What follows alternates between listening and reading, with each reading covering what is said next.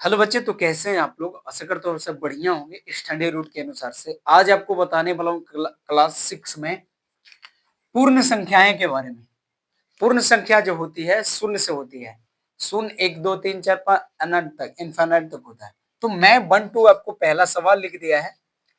कह रहा है कि इक्यावन दाएं सैकड़ा हजार 10,999 के बाद अगली संख्या जो आगे वाला आने वाला है, तो इसको मैंने हल करने वाला हूं कि अगली प्राकृत संख्या जो होगा, है ना, वो होगा अगर हमें आगे कहेंगे तो हमें जोड़ देंगे। जब संख्या आगे कहेगा तो हम +1 कर देंगे। तो यहाँ पे हो जाएगा 11,000। 1 2 3 4 5, 1 2 3 4 5। अब यही 11,000 में एक संख्या को हमें और जोड़ दिए तो 11,001 हो गया। अभी इसी संख्या में हमें एक को और जोड़ दिए तो 11,002 हो गया। तो हमारा जितना अगर संख्याएं पूर्ण कहेगा उतना हम ऐड कर ले जाएंगे, हमारा संख्या बढ़ते जाएगा। जब आगे वाला संख्या बोलेगा तो हम आगे कर देंगे। तो ये आपको 3 जो है ना, ये 3 प्राकृत संख्या कहलाया। प्राकृत संख्या है, ये आपका बन गया। अब ठीक पहले आने वाली पूर्ण संख्या लिखना है, ठीक है ना। जब पूर्ण संख्या लिखने का बात आवे बच्चे तो क्या करना पड़ेगा? सबसे पहले यहाँ पे कि जितनी सारी संख्याएं हमारा दिया हुआ 51 दाएं सैकड़ा हजार 10,001 दिया हुआ है, तो सॉल्व करेंगे हमें 10,001। तो 10,000 जैसे 10,001 यहाँ पे दिया हुआ है, इसको हम माइनस कर देंगे तो यहाँ पे कितना बच जाएगा? 10,000 बच जाएगा। अब इसी 10,000 में हम एक को फिर घटा देंगे तो हमारा 9,999 आ जाएगा। 9,999। अब यही 9,999 में एक को घटा दिए तो 9,998 आपको। तो ये जो 3 संख्या आया, ये 3 आपका पूर्ण संख्या आया।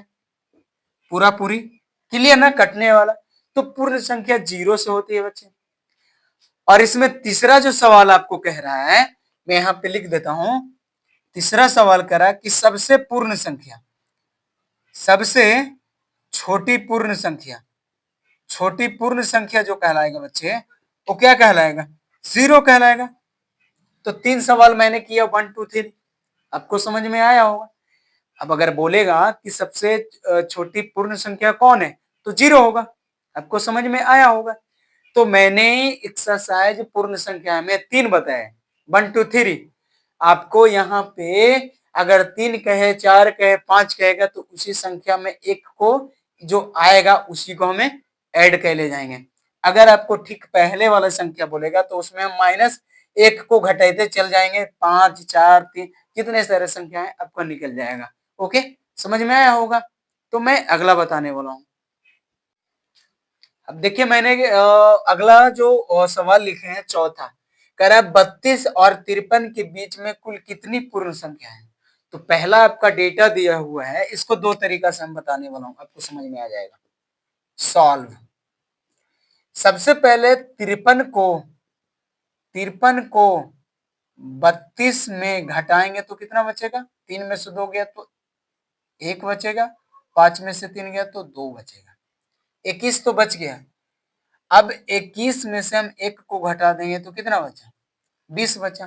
तो हम लिख देंगे कि कुल कुल पूर्ण संख्या 20 है 32 और 53 में।